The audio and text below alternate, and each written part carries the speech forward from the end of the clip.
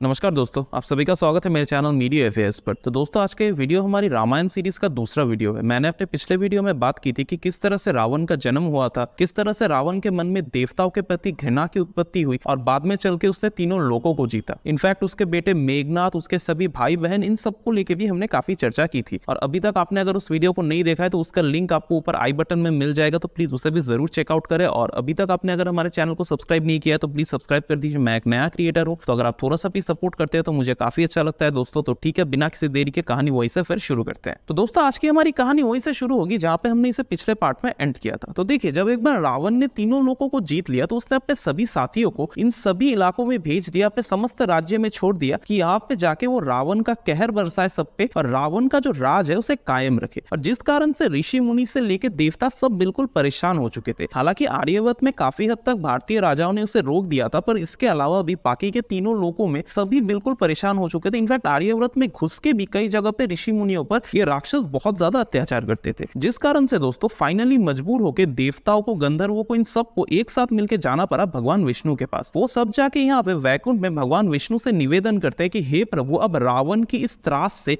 आप हमारी रक्षा कीजिए, क्योंकि रावण का जिस तरह से प्रकोप बढ़ गया है, समस्त सृष्टि यहाँ पे खतरे में आ चुकी है। अब भगवान विष्णु तो ठहरे जगत के पालनहार, उनको तो पहले से ही सब कुछ पता था कि रावण क्या कर रहा है, क्या नहीं कर रहा है। इनफैक्ट ये सब उन्हीं की लीलाओं में था, उन्हीं के प्लान्स में काम कर रहा था। तो वो यहाँ पे देवता और गंधर्व इन सबको समझाते हैं कि आप लोग बिल्कुल निश्चिंत रहिए, ये सब मैं बहुत अच्छे से जानता हूं और मैंने तैयारी भी कर ली है कि मुझे क्या करना है। फाइनली समय आ चुका है कि मैं अपना प्रथम पूर्ण मानव अवतार लूं और धरती लोक पे जाके धर्म का प्रचार करूं और रावण का समूल नाश करूं, रावण का यहाँ पे अंत कर दूं। अब एक तरफ दोस्तों जहां देवलोक और वैकुंठ लोक में ये सब कुछ चल रहा था, वहीं पे पृथ्वी लोक पे भी एक बहुत ही विशेष घटना हुई। देखिए, यहाँ पे पृथ्वी लोक में मैंने आपको महाराज दशरथ के बारे में अपने रावण वाले वीडियो में पहले ही बताया था, जिन्होंने आर्यव्रत में रावण को पराजित किया था। तभी जो महाराज दशरथ थे, जैसे जैसे समय बीतता जा रहा था उनकी उम्र हो रही थी। उनकी यहाँ पे 3 पत्नियां थी, पर अनफॉर्चुनेटली उनका यहाँ पे कोई भी बच्चा नहीं था। तो इसीलिए यहाँ पे महाराज दशरथ बहुत ज्यादा परेशान हो चुके थे कि अगर वो इसी तरह से वृद्ध होकर मारे जाते हैं और उनका कोई बच्चा नहीं रहता है तो जो ये इनका रघुवंश है, जो उनका सूर्यवंश है, ये पूरी तरह से खत्म हो जाएगा। तो अभी महाराज दशरथ इस कारण से बहुत ज्यादा चिंतित थे और वो इसका एक उपाय ढूंढ रहे थे।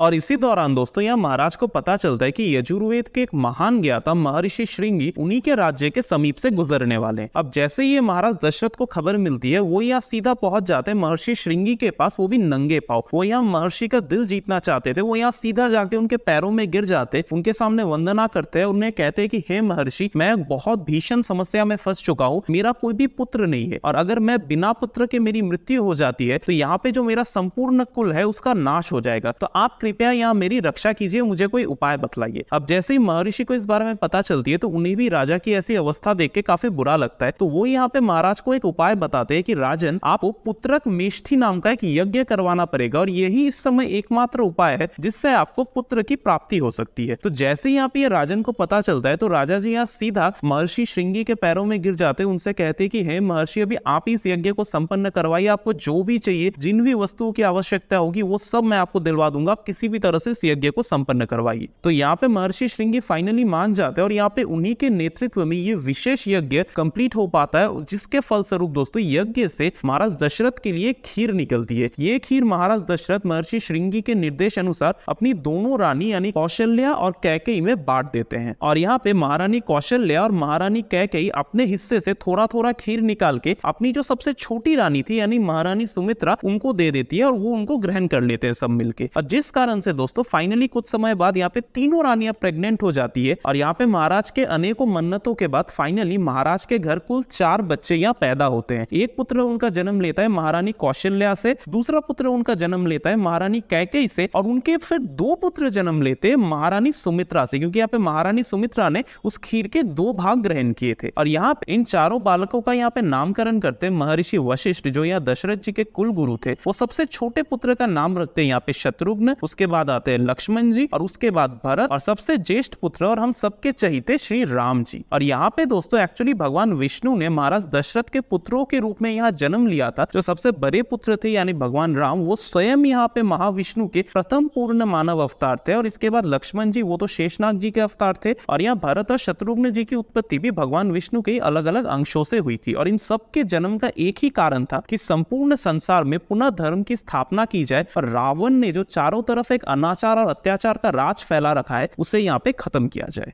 अब दोस्तों यहाँ पे राम जी ने रावण का अंत करने के लिए जन्म तो ले लिया था, पर उनके सामने यहाँ पे बहुत सारी समस्याएं भी थी। जो उनकी सबसे बड़ी समस्या थी कि वो यहाँ पे अयोध्या में जन्मे थे। इसका मतलब कि रावण को यहाँ पे अयोध्या के साथ शत्रुता फिर से करनी पड़ती, और रावण यहाँ पे पहले ही अयोध्या से हार चुका था, जिस कारण से वो यहाँ आर्यव्रत पे काफी समय तक अभी आक्रमण नहीं करने वाला था। तो अगर ऐसी ही परिस्थिति अभी बनी रहती तो यहाँ पे राम और रावण का जो एक महान युगांतकारी युद्ध होने वाला था वो कभी हो ही नहीं पाता। और यहाँ पे राम जी ने भी अपना प्रथम पूर्ण मानव अवतार लिया था, तो जिस कारण से यहाँ पे राम जी को एक साधारण मानव का जो जीवन होता है वो भी जीना पड़ा। तो इसलिए यहाँ पे राम जी ने सबसे पहले क्या किया कि एक साधारण मानव की तरह, एक साधारण राजकुमार की तरह वो यहाँ पे अपने गुरुकुल में गए। मतलब पहले तो उन्होंने अपनी बाल लीला यहाँ पे दिखाई अयोध्या में, और फिर वो चले गए यहाँ पे महर्षि वशिष्ठ के गुरुकुल, वो और उनके सभी भाई। वहां पे जाके उन्होंने काफी समय तक यहाँ पे महर्षि वशिष्ठ से सभी शिक्षाएं ली, उनसे अलग अलग अस्त्र शस्त्र से लेके वेदों का ज्ञान सब कुछ पा लिया। इनफैक्ट एक ऐसी भी परिस्थिति आ चुकी जहां पे राम जी ने संन्यास लेने का भी सोच लिया था। मतलब देखिए यहाँ पे जब वो महर्षि वशिष्ठ के पास सब कुछ सीखने लगते हैं तो उन्हें यहाँ पे समझ आता है कि जो उनका ये देह है, ये जो आसपास उनके सारी चीजें, ये सब नश्वर है। मतलब इन सब का सृष्टि में कोई भी मोल नहीं है, हर चीज जो अभी आया है उसको फिर जाना ही पड़ेगा। तो यहाँ पे जब राम जी को ये समझ में आता है तो वो यहाँ पे अपने गुरुदेव से प्रश्न पूछते हैं कि अगर सब कुछ यहाँ पे नश्वर ही है, इन सब का अगर कोई फायदा ही नहीं रहने वाला, तो फिर मैं जिंदगी को जी के क्या करूं? क्यों ना मैं अगर संन्यास ले लूं? इस संसार में फिर रखा ही क्या है? पर हालांकि दोस्तों उनका जन्म तो किसी और कारण से हुआ था ना, पर अभी क्योंकि वो अपने मानव रूप में थे तो इसीलिए उनके मन में भी मानवों की तरह कौतूहल जागा हुआ था, उनके मन में भी बहुत सारे प्रश्न थे। तब यहाँ पे दोस्तों महर्षि वशिष्ठ उन्हें काफी समझाते, उन्हें बताते कि हर किसी के जीवन का कोई ना कोई मकसद जरूर होता है। जिस पर ब्रह्म ने उन्हें जन्म दिया हुआ है, उन परम ब्रह्म ने कोई ना कोई उसके लिए मकसद जरूर रखा है। और हर इंसान जो चाहता है कि अपने जीवन को खत्म कर दे, अपने जीवन का यहाँ पे अंत कर दे, वो यहाँ पे उस पर ब्रह्म का अपमान कर रहा है, उस पर ब्रह्म के दिए हुए मकसद का वो अपमान कर रहा है। ये दोस्तों आज के टाइम पे बहुत सारे लोगों को मैंने देखा है, स्पेशली हमारे जेंजी में, जो लोग यहाँ पे सुसाइड जैसी चीजों का सोचते हैं, जिनको लगता है कि जिंदगी में कुछ नहीं रखा है। ये राम जी की जो जिंदगी का पार्ट था ना, ये उन लोगों के लिए बहुत ज्यादा इंपॉर्टेंट है कि जिंदगी में हर किसी का कोई ना कोई मकसद होता है, और जब तक हम उस मकसद को पूरा नहीं कर लेते हमें कोई अधिकार नहीं है कि हम अपने जीवन से यहाँ मुक्त हो सके। तो यहाँ पे दोस्तों फाइनली राम जी और उनके सभी भाई अपनी संपूर्ण शिक्षा पूरी करके यहाँ पे अयोध्यापुरी में वापस लौटते हैं, और यहाँ पे अयोध्या में सब उनका बहुत ज्यादा स्वागत भी करते हैं, क्योंकि सब खुश थे कि उनके युवराज यहाँ पे फाइनली लौटे थे। स्पेशली महाराज दशरथ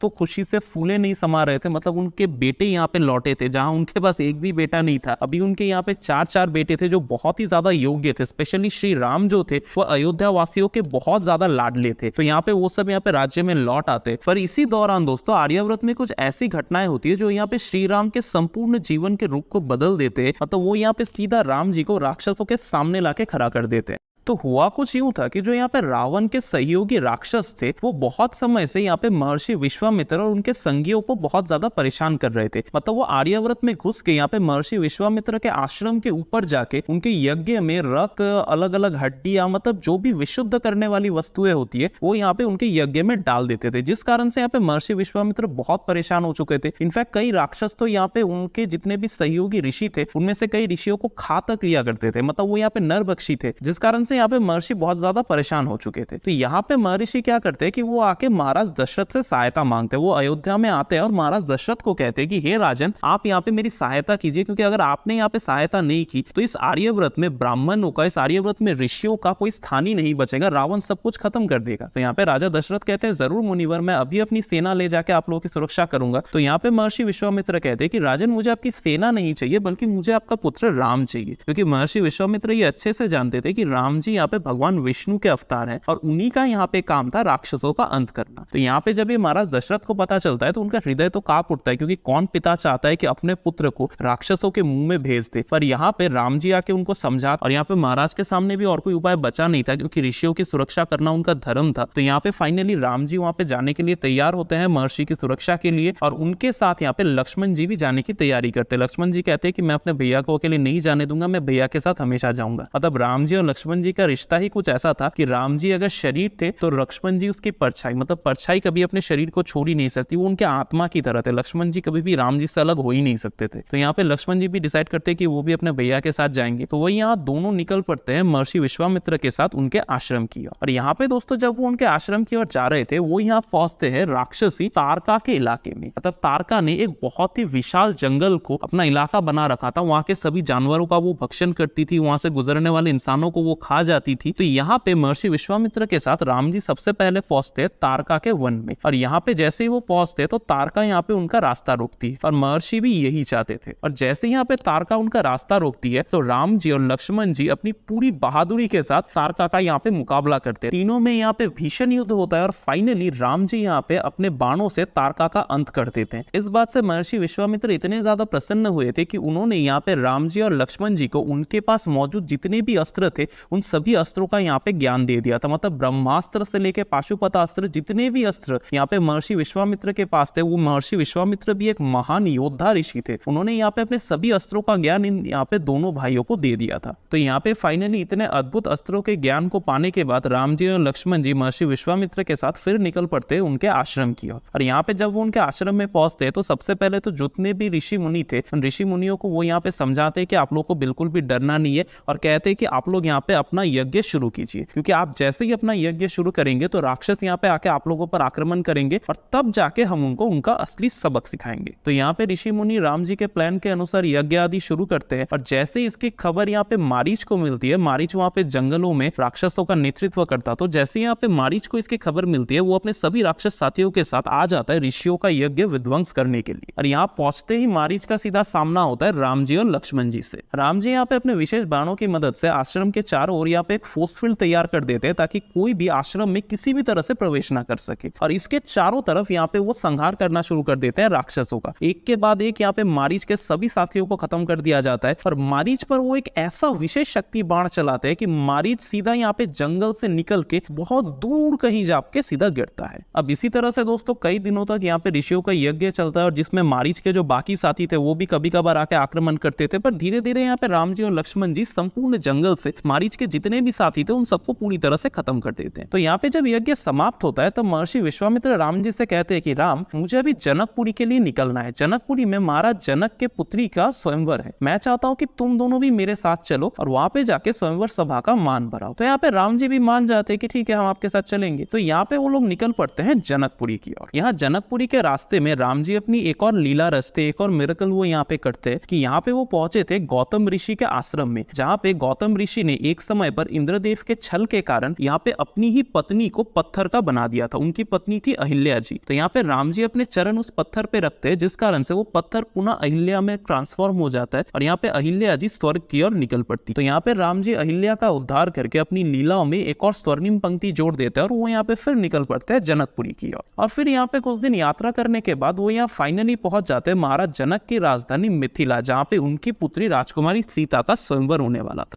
अब ये स्वयंवर भी कोई साधारण स्वयंवर नहीं था, क्योंकि यहाँ पे महाराज जनक ने ये प्रण लिया था कि उनके पास भगवान शिव का एक विशेष धनुष है जिसका नाम था पिनाक, और इस धनुष को कोई भी साधारण व्यक्ति उठा ही नहीं सकता था, पर उनकी जो पुत्री थी सीता वो इसे सरलता से ही उठा लेती थी। तो यहाँ पे उन्होंने ये शर्त रखी थी कि जो भी राजा या जो भी राजकुमार इस धनुष को उठा के उस पर प्रत्यंचा चढ़ाएगा वही यहाँ पे उसकी पुत्री से विवाह करेगा। और यहाँ पे जो सीता जी है वो महाराज जनक की बायोलॉजिकल डॉटर नहीं थी, बल्कि महाराज जनक एक समय जब खेत में हल चला रहे थे अपने प्रजा के उद्धार के लिए, उस समय हल चलाते वक्त महाराज जनक को जमीन के नीचे से एक बक्सा मिला था जिसमें उन्हें राजकुमारी सीता मिली थी, और इसी कारण से यहाँ पे राजकुमारी सीता को कई जगह पे भूमि पुत्री भी कहा जाता है। तो यहाँ पे महाराज जनक के बुलाने से बहुत सारे राजा राजकुमार, यहाँ पे कई देवता असुर, बहुत लोग यहाँ पे आए हुए थे इस स्वयंवर में भाग लेने के लिए, क्योंकि राजकुमारी सीता यहाँ पे अत्यंत सुंदर थी और उनके सुंदरता के किस्से यहाँ पे तीनों लोकों में विख्यात थे। तो इसीलिए यहाँ पे बहुत लोग आए हुए थे इस स्वयंवर में। और इन सभी में से दोस्तों कोई भी इतना शक्तिशाली नहीं था जो कि ना इस धनुष पर प्रत्यंचा चराना तो छोड़िए, वो इस धनुष को उठा भी सके। मतलब अनेकों राजा, अनेकों राजकुमार, देवता, असुर सब यहाँ पे अपना संपूर्ण बल लगा देते पर कोई भी इस धनुष को तनिक हिला तक नहीं पाता। तो फाइनली जब यहाँ पे महाराज जनक का संपूर्ण धैर्य टूट चुका है, उनको लग रहा है कि अब उनके पुत्री का विवाह नहीं हो सकता, तब यहाँ पे ऋषि विश्वामित्र के कहने पर राम जी यहाँ पे उठ खड़े होते हैं और वो यहाँ राजा जनक जी से कहते हैं कि वो भी स्वयंवर में भाग लेना चाहेंगे। और ये बात सुनते ही उस सभा में जितने भी राजा राजकुमार थे वो सब यहाँ पे राम जी पे हंसने लगते हैं कि ये छोटा सा बालक क्या कर लेगा। मतलब राम जी की उम्र उस समय बहुत ज्यादा तो थी नहीं, तो वो सब यहाँ पे हंसने लगते हैं कि इतने बड़े बड़े सूरमा कुछ नहीं कर पाए, ये नौजवान राजकुमार भला क्या कर लेंगे। पर यहाँ पे ऋषि विश्वामित्र तो जानते थे कि राम जी की सच्चाई क्या है,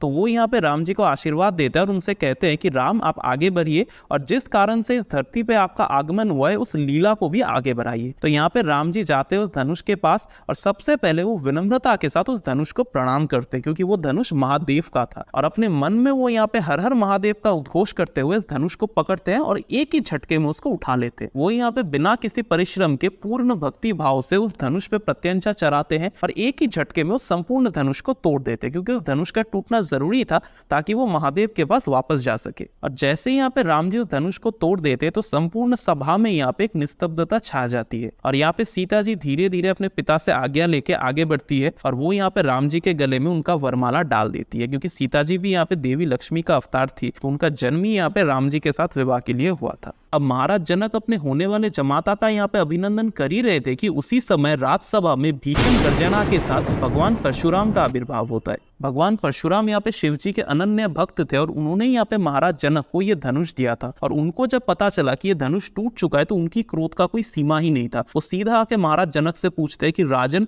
आप बस एक बार मुझे कहिए कि इस धनुष को किसने तोड़ा है, मैं अभी अपने फरसे से उसका सर धड़ से अलग कर दूंगा। तो यहाँ पे राम जी भगवान परशुराम के सामने आते हैं और उनके सामने दोनों हाथ जोड़ के कहते हैं कि हे भगवान, मैंने ही इस धनुष को तोड़ा है और अगर आप दंड देना चाहते हैं तो वो दंड आप मुझे दीजिए। राम जी की ऐसी विनम्रता देख के यहाँ पे भगवान परशुराम बिल्कुल सन्न रह गए थे, और वो जैसे ही अपनी दिव्य दृष्टि से यहाँ पे उनकी ओर देखते तो उनको समझ में आ जाता है कि राम जी और कोई नहीं बल्कि भगवान विष्णु के ही प्रथम पूर्ण मानव अवतार और अब तक के सर्वश्रेष्ठ अवतार पुरुषोत्तम श्री राम अवतार है। अब यहाँ पे जो भगवान परशुराम है वो भी तो भगवान विष्णु के ही अवतार थे ना, उन्हें भगवान विष्णु का आवेश अवतार कहा जाता था, तो उन्हें यहाँ पे सब कुछ समझने में देर नहीं लगती। वो यहाँ राम जी से क्षमा मांगते हैं और यहाँ पे राम जी और देवी सीता इन दोनों को अपने विवाह के लिए बहुत सारी बधाइयां देते हैं, उन्हें आशीर्वाद देते हैं कि उनके जीवन के सभी लक्ष्य यहाँ पे पूर्ण हो और जगत का कल्याण यहाँ पे राम जी के हाथों ही हो।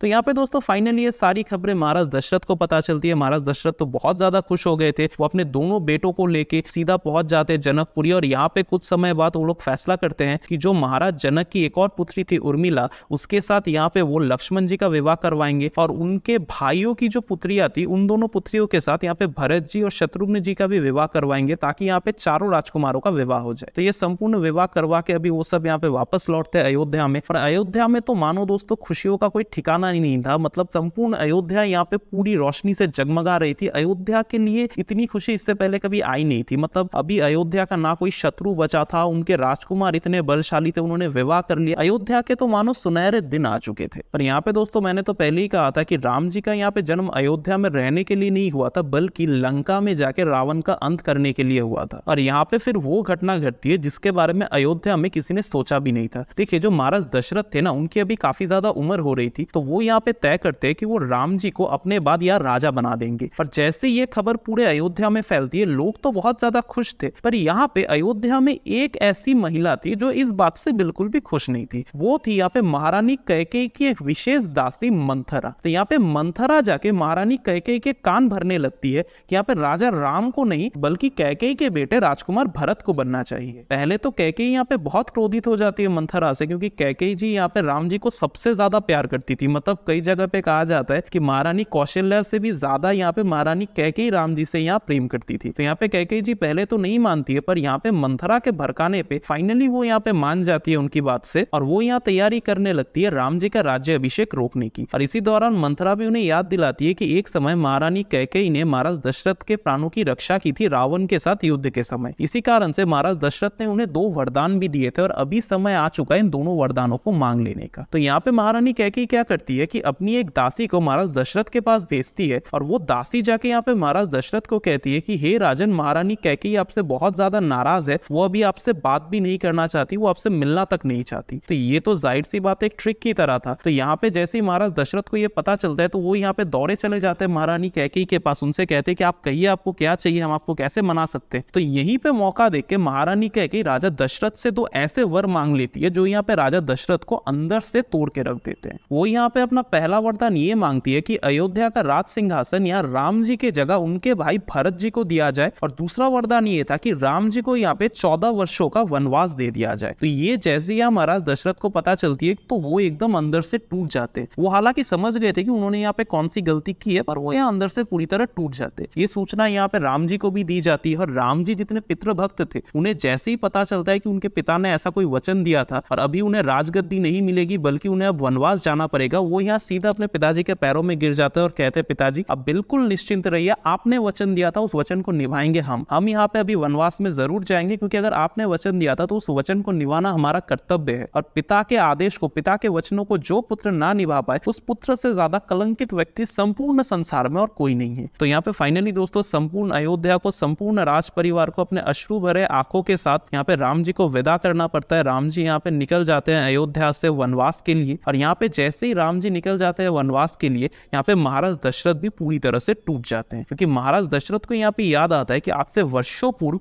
उन्होंने एक बहुत बड़ी गलती की थी। मतलब उस समय वो राजकुमार थे, वो उस समय तक राजा बने नहीं थे। तब उन्होंने एक बार शिकार करते समय गलती से शब्द भेदी विद्या के द्वारा श्रवण कुमार नाम के एक युवक की हत्या कर दी थी। उन्हें लगा था कि वो कोई हिरन है और जब उनका बाण जाके गलती से उस श्रवण कुमार को लगता है तब जाके उन्हें पता चला कि ये कोई हिरन नहीं बल्कि एक साधारण सा युवक था। और जिस कारण से दोस्तों यहाँ पे श्रवण कुमार के माता पिता ने राजा दशरथ को यह अभिशाप दिया था कि जिस तरह से उनके पुत्र के मृत्यु के कारण आज पुत्र शोक में उनकी भी मृत्यु होने वाली है, उसी तरह से एक समय महाराज दशरथ भी अपने पुत्र शोक में ही तरप तरप के मरेंगे। तो ये दोस्तों भी महाराज दशरथ को याद आ रहा था कि किस तरह से उन्हें एक समय उनकी एक गलती के कारण श्राप मिला था। तो दोस्तों रामायण का सेकंड पार्ट मैं इसी के साथ खत्म करना चाहूंगा और अगले पार्ट में मैं बात करने वाला हूँ हनुमान जी के बारे में। तो उस पार्ट को भी आप लोग जरूर देखें और इससे पहले मैंने ऑलरेडी रावण के बारे में बात किया था, तो उसे भी आप लोग एक बार जरूर चेक कर ले अगर अभी तक आपने उसे नहीं देखा है। तो ठीक है दोस्तों, आज के लिए बस इतना ही। मिलते हैं आपसे किसी और दिन किसी और नए वीडियो के साथ। और तब तक अगर आपने हमारे चैनल को सब्सक्राइब नहीं किया है तो प्लीज इसे सब्सक्राइब कर दीजिए। Okay guys, tata bye bye, जय हिंद।